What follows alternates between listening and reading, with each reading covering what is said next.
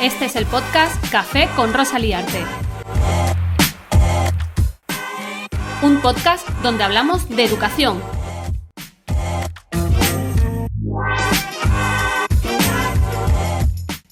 En este episodio me tomo un café con Matt Miller, profesor estadounidense que usa la tecnología en el aula.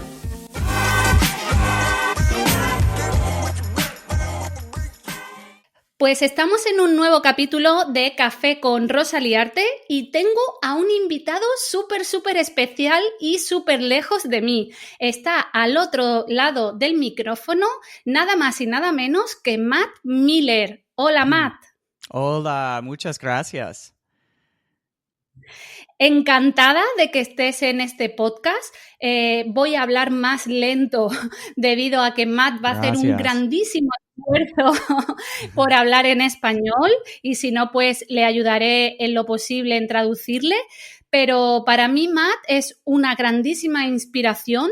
Son muchos los profes de Estados Unidos que sigo, entre ellos Alice Killer, Tony Vincent, Matt Miller, que lo tenemos aquí, también Holly Clark. Son muchísimos profes que para mí son una grandísima inspiración y para mí tener a Matt es una grandísima oportunidad porque habla español y nos va a contar un poco de cómo trabaja y cómo usa la tecnología, porque yo la verdad que me siento muy en común con él, con los proyectos y las ideas que publica. Uh-huh. De todos modos, mejor que nadie, él nos puede contar quién es Matt Miller, quién eres.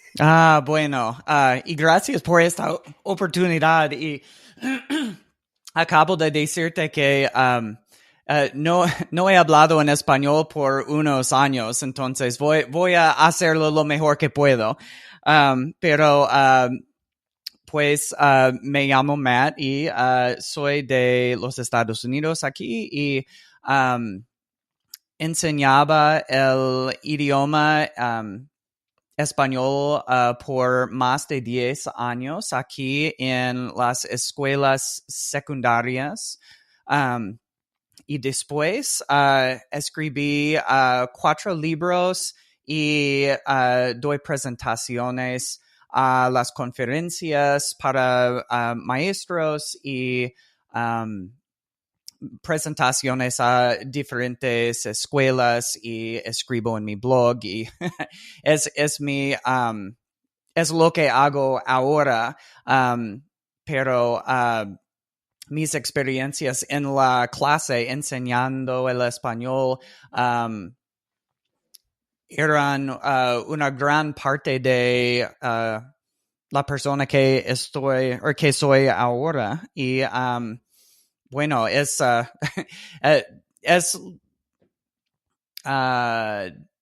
inspiración, inspiration, ¿no? Inspiración para otros. Ajá. Bueno, pues sí.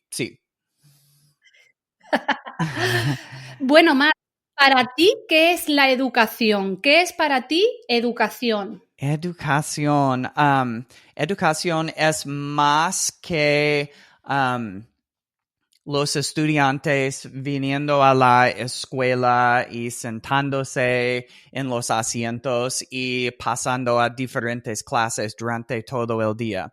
Educación es más que los libros de texto, es más que las lecciones que damos en las clases. Educación para mí es la oportunidad que tenemos para avanzar nuestros pensamientos, para mejorarnos, para obtener destrezas que no tenemos. Y para mí, la educación no es una cosa que imponemos a nuestros estudiantes. En la mejor forma, la educación es algo en que los estudiantes participan también. Ellos usan su oportunidad para elegir lo que quieren aprender y sé que esta es una visión muy, pues es un sueño, pero soy una persona muy, ¿cómo se dice? Tell me in English. I'm trying to think of it in English. I'm a, oh gosh, not a pessimist, but not an opportunity. This is what happens when I talk in two languages. I can't even remember words in my own language. I'm an optimist, optimista. Optimizar, sí, optimizar. Ajá, bueno, pero es mi definición de la educación. Estoy de acuerdo contigo porque es importante que el alumnado sea protagonista de su propio aprendizaje, que ellos aprendan también a su ritmo y a día de hoy nos da la oportunidad la tecnología para que ellos aprendan, ¿no? ¿Tú qué opinas? La tecnología es muy importante a día de hoy, ¿no? Y más en un tiempo de pandemia como estamos ahora. ¿Cómo trabajar hoy día con la tecnología en época de un COVID, de pandemia? Pienso que hay muchas personas en educación y afuera de la educación que piensan que la educación durante la pandemia es 7 horas de 7 horas de Zoom, 7 horas de sentarse en un asiento en una llamada de video, hablando a los estudiantes y los estudiantes escuchan. Y para mí esta visión es muy triste porque en el aula la educación es mucho más que un estudiante sentado escuchando durante todo el día. Y durante la pandemia también pienso que puede ser mucho más de 7 horas de escuchar en Zoom. Y como tú dices, la tecnología nos puede ayudar muchísimo. Porque durante una actividad, ¿cómo se dice? Synchronous. Cuando todos están... Síncrono. Síncrono, obviamente, sí. Igual. Durante una actividad síncrona, podemos ver las caras de nuestros estudiantes y oír sus voces y no es no replica lo que hacemos en la clase exactamente, pero puede, bueno, puede es mejor que nada, ¿no? Sí, yo estoy de acuerdo contigo. No puede ser que la clase online sea simplemente el profesor explicando al alumnado toda la clase y el alumnado sentado en la videollamada escuchando. Tenemos que conseguir que se cambie la dinámica y no se convierta la clase de videollamada en una clase magistral, una clase que solamente el profe explica, ¿no? Sí, muy bien dicho. Mucho mejor que lo que dije yo. Pero... sí, no, pero se te ha entendido muy bien, Matt, ¿eh? Se te ha entendido perfectamente. Sí, sí. Y pienso que durante la pandemia... ¿El pandemia o la pandemia? La pandemia, Bueno, ok. Durante la pandemia... pienso que hay oportunidades también para la creatividad y para que los estudiantes se expresen. Porque hay más que simplemente completar una página con muchas preguntas. Cuando empezamos en la enseñanza online en marzo, había muchos profesores que no sabían qué hacer, y fue un momento de emergencia, como Sí. ¿qué voy a hacer el lunes? ¿Qué voy a dar a los estudiantes mañana? Pero ahora hemos pasado por estos momentos, y pienso que tenemos la oportunidad de avanzar al próximo nivel, dar a los estudiantes una oportunidad de demostrar lo que enseñan en diferentes maneras. Y es posible en la enseñanza online, yo pienso. Sí, yo estoy de acuerdo contigo. Además, precisamente en un fin de semana, in a weekend here in Spain, en España, de un día a otro, en un fin de semana, pasamos de la clase presencial a la clase online. Un viernes se cerraron las escuelas y el lunes teníamos que dar nuestras clases online. Imagino que en Estados Unidos pasó igual. ¿Tú tienes ejemplos de actividades que podríamos hacer en las videollamadas o técnicas de cómo trabajar con el alumnado a través de las videollamadas y no hacer la típica clase normal de explicar? ¿Ideas de cómo trabajar de diferente forma en las videollamadas? Sí, tengo muchas. Primero,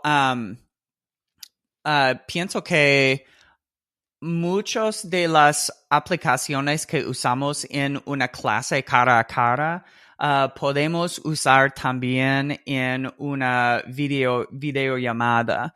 Por ejemplo, hay muchos profesores que usan Kahoot en una llamada, en una videollamada, porque ponen la página de entrar en el juego en la pantalla y comparten la pantalla con los estudiantes, y los estudiantes entran en el juego con otra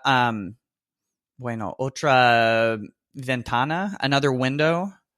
Sí. Okay. Sí, I understand you. Sí. Bueno.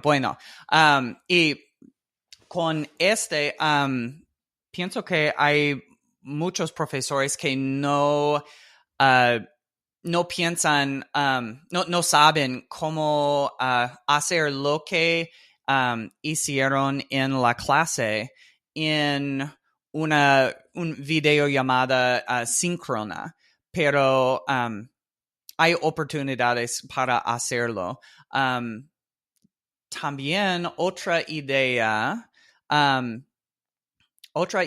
es poner la clase en grupos más pequeños. Por ejemplo, no hay que hacer videollamadas con toda la clase todo el día. Podemos unir en grupos pequeños para conversaciones más íntimas con los estudiantes, para contestar las preguntas. Atender. Ajá, sí, exacto. Sí, atender al alumnado a pequeños grupos, atenderlos aparte en cada videollamada y poder tener mejor trabajo con el alumnado porque son pequeños grupos. Sí, exacto. Y una idea más es usar las videollamadas para el bienestar de los estudiantes. Es muy importante durante la pandemia, porque cuando no estamos en la clase, cara a cara, los estudiantes no ven a sus amigos, no tienen oportunidades de hablar con ellos para asegurar que todo está bien con ellos. Y pienso que como profesores es it's our, bueno, es importante que para verificar con los estudiantes, ¿estás bien? ¿Cómo están? Para ver cómo Exacto. están. Sí. Y, no solamente el impartir la materia, sino el también los sentimientos, cómo está el alumnado y ver también yo siempre digo, ser cercano, ser una persona cercana al alumnado, ¿no? Sí. Y no tenemos que usar cada minuto de nuestro día escolar con el contento, especialmente en este año, porque hay muchísimos lots of needs, necesidades que nuestros alumnados ¿sí? tienen. Sí. ¿Y cuál serían tus aplicaciones favoritas? Porque usas muchísimo herramientas de Google, también con Microsoft y Flipgrid. Ejemplos de cómo usar herramientas. ¿Cuáles son tus aplicaciones favoritas, Matt? Ay, es difícil. Es como aquí en los Estados Unidos se dice it's as difficult as choosing between your children. Es similar en español. Sí. Sí. Bueno, pero pienso que una aplicación que uso en muchas diferentes maneras es Google Slides o PowerPoint. Pienso que muchas personas piensan que es una aplicación de presentaciones. Voy a poner mis diapositivas aquí en la pantalla y voy a hablar y los estudiantes van a escuchar. Pero hay muchas otras formas que un Google Slides o un PowerPoint puede tomar. Por ejemplo, Slides es mi aplicación favorita para diseñar, porque se puede usar una diapositiva como un, like a canvas. Como una plantilla. Sí, plantilla. Exacto. Plantilla, sí. Y se puede poner imágenes o texto o diferentes cosas en una plantilla y después se puede usar como una imagen. Por ejemplo, con una infografía, uso slides para hacer infografías con unos pequeños icons. ¿Iconos? Con iconos, sí. Lo que harías, Matt, entiendo, es cambiar el tamaño de la presentación para convertirla en una infografía, en la configuración de la página, entiendo. Sí, exacto. Y otra manera de usarlo es para hacer animación cuando hay pequeños cambios entre las diapositivas y cuando avances por todas las diapositivas muy rápidamente, aparece una animación.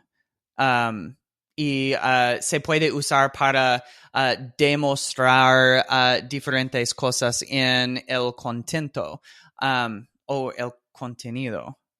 ¿Cuál es? Contenido. Sí, bueno.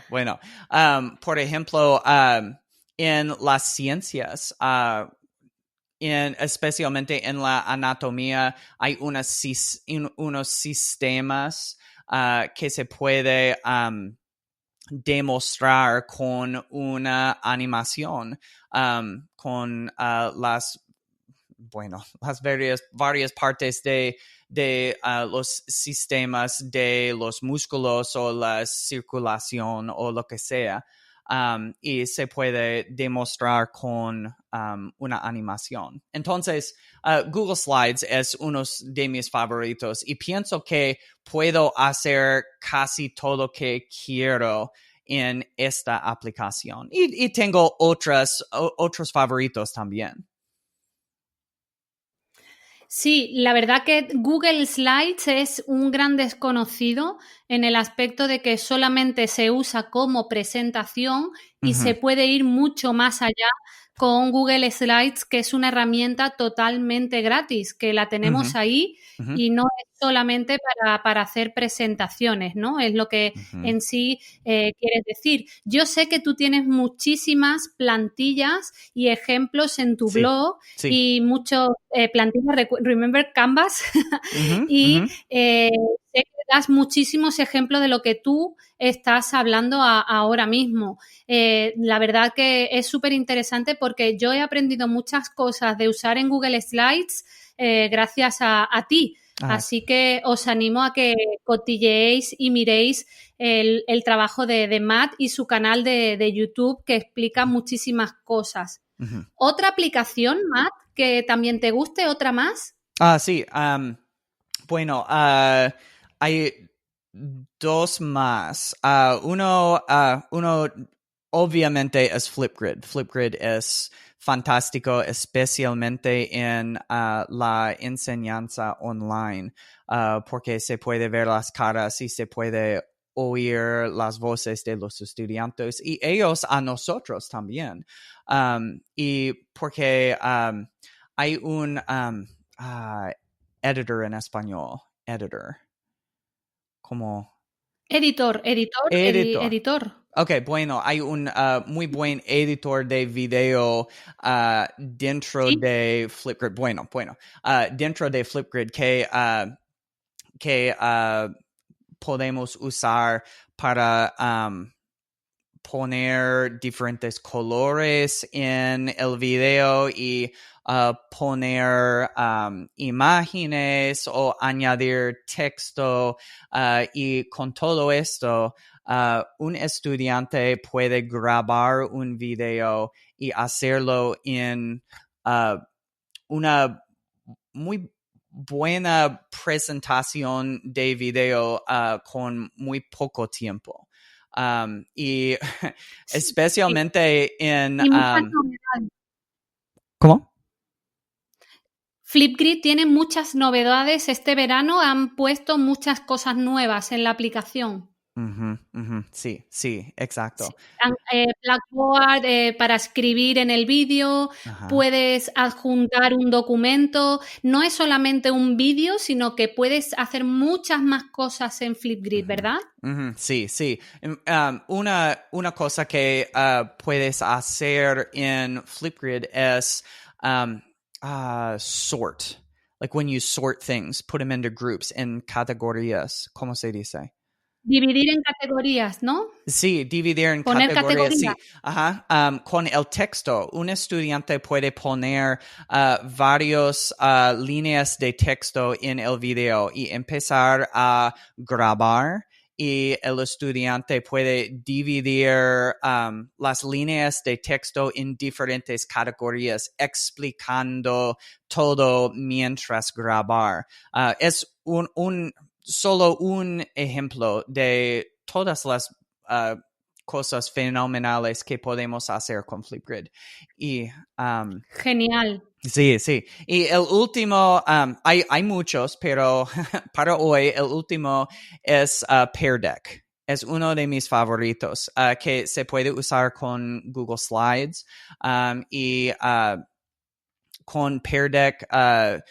Nuestros Google Slides y PowerPoint son interactivos y se puede poner preguntas para contestar. Los estudiantes tienen las diapositivas en sus aparatos, devices.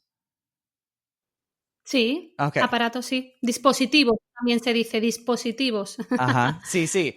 Y los estudiantes pueden dibujar o pueden poner un círculo en una parte y podemos usarlo para ver qué piensan o qué saben.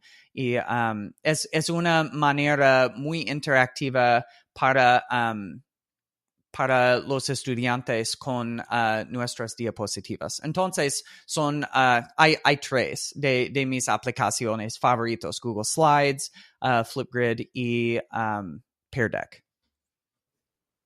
Muy interesante. La verdad que sí, estoy de acuerdo contigo y tuve la suerte en enero que Flipgrid vino a mi instituto, vino a mi colegio a No me visitarnos digas. Adam y Jess de Flipgrid. Sí, sí. Wow.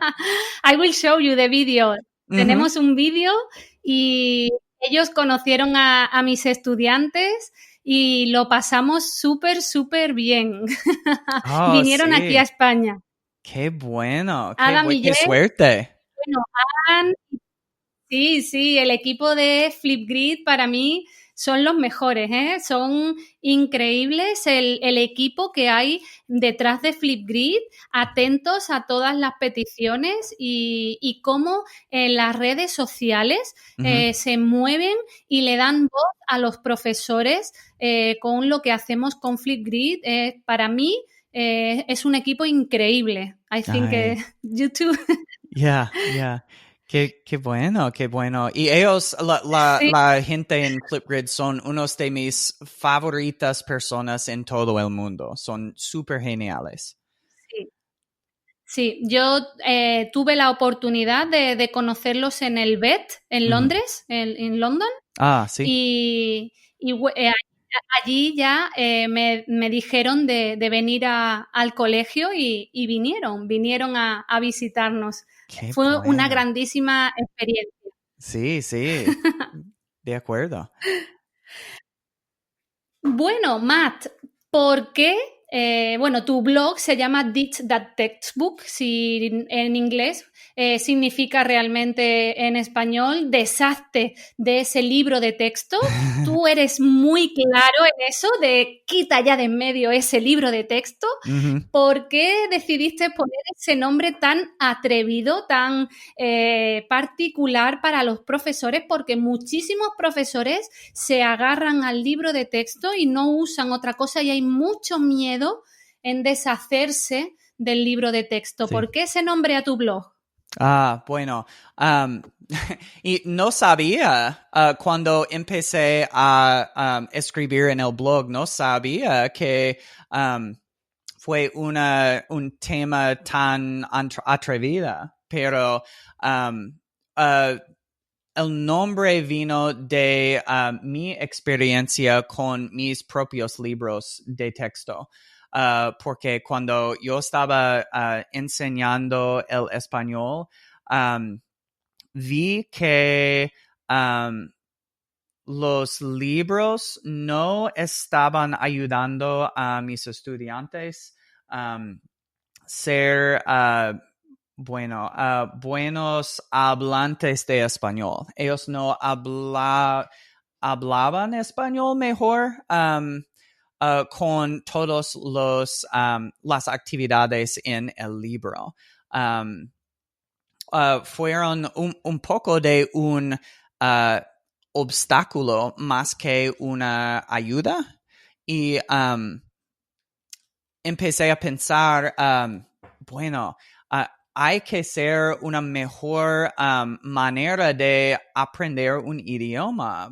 Por ejemplo, los muy pequeños aprenden el inglés y el español sin libros de texto. Y mis estudiantes, hay que, tengo que buscar mejor manera de aprender un idioma. Y después de tiempo, solamente I tried. En español, I tried. Intentar. Sí, Intentar. Exacto, sí. Intenté varias diferentes actividades y diferentes cosas sin saber que serán exitosas. Pero después de intentar varias cosas con fallas y con éxitos, después de tiempo encontré varias otras actividades que hacer que no usaron el libro de texto. Y después de todo eso, me di cuenta de que los estudiantes a ellos les gustaban mi clase mucho más y el idioma mucho más y aprendieron mucho más. Y, funcionaba, ¿no? Funcionaba. ¿Cómo? Iba bien las clases, que al alumnado les funcionaba, que le gustaban las clases, mucho más motivados y muy contentos en tus clases. Exacto, sí. Y después empecé a escribir en mi blog las actividades que usaba en mi clase y las aplicaciones que me gustaban y todo. Y la idea con Ditch That Textbook, con mi blog, no es que los libros de texto son horribles y que son malos. Pero aquí hoy en día hay muchas otras cosas que podemos hacer en la clase que dar a los estudiantes otra actividad del libro o leer otra parte de un capítulo. Especialmente con la tecnología, hay muchas cosas creativas, muchas cosas más divertidas que podemos hacer. Y cuando lo hacemos, los estudiantes lo aprecian. Así es. Los estudiantes, cuando ven que funciona y les gusta, la respuesta es maravillosa por parte de ellos, totalmente. La verdad que es muy interesante lo que nos cuentas, pero yo os animo a que veáis el trabajo de Matt en su blog y que os apuntéis a su newsletter, porque tiene una newsletter que todas las semanas te manda información, ideas de cómo usar herramientas, plantillas. La verdad que yo siempre estoy atenta a lo que Matt manda cada semana en el newsletter, ¿no? Sí. Así que ya por último, Matt, tus libros, tienes muchos libros, tienes varios libros publicados, uno se llama como en sí tu blog, ¿no? Y luego has sacado Deshazte del libro de texto, que fue el primero. Luego Ditch That Homework, deshazte de esos deberes. Luego tienes Don't Ditch That Tech, no te deshagas de esa tecnología. Y ahora tienes uno nuevo que se llama Teach Like a Pirate, como el título de David Burgess del libro Teach Like a Pirate, que también está en español. Aquí ha sido ese libro muy, muy famoso. Y te has atrevido a escribir un nuevo libro de tecnología. Y bueno, cuéntanos sobre tus libros.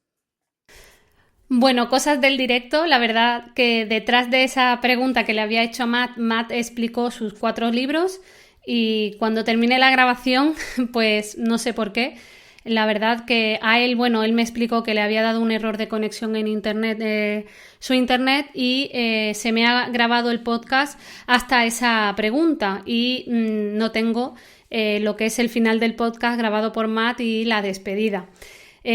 Contacté con Matt para ver esto porque se había quedado sin internet y no podía conectar otra vez el audio y volver a grabar toda esta última parte. y la verdad que me decía, Rosa, confío en ti, explica lo que he hablado de los 4 libros y despídete a tus seguidores del podcast porque estoy agotado del esfuerzo que he hecho hablando en español. Y es cierto, ¿no? Ha sido, la verdad, que un esfuerzo lo que nos ha explicado, pero yo insisto que el trabajo de Matt lo podéis ver en su blog porque es increíble la de ideas que da, ¿eh? Lo que ya hablábamos al final de esos libros que él nos ha contado, bueno, me contaba en ese audio que That Textbook, que es su primer libro, ¿no? Que se llama como su blog, lo que habla en realidad es ideas para deshacerte de ese libro de texto, que como bien indicaba él, pues no hablando mal del libro de texto, sino que ir un poco más allá de no solamente seguir el libro, ¿no? Luego dice que había escrito el segundo libro, que es Deshazte de estos deberes, That Homework, y en este decía que no es tratar solamente de deshacerte de deberes, porque sí hay que hacer tareas y demás, pero pautas de trabajar de una forma diferente con el alumnado. Luego, Don't Ditch That Tech, que se refiere a que no te deshagas de esa tecnología, dice que explica prácticas de cómo usar las aplicaciones e ideas de usar la tecnología en el aula. Y ya hablaba de su nuevo hijo, como decía, de que tiene un nuevo libro que se llama Tech Like a Pirate, que es la tecnología como un pirata, basado en el libro de David Burgess, ¿no? Que enseña como un pirata.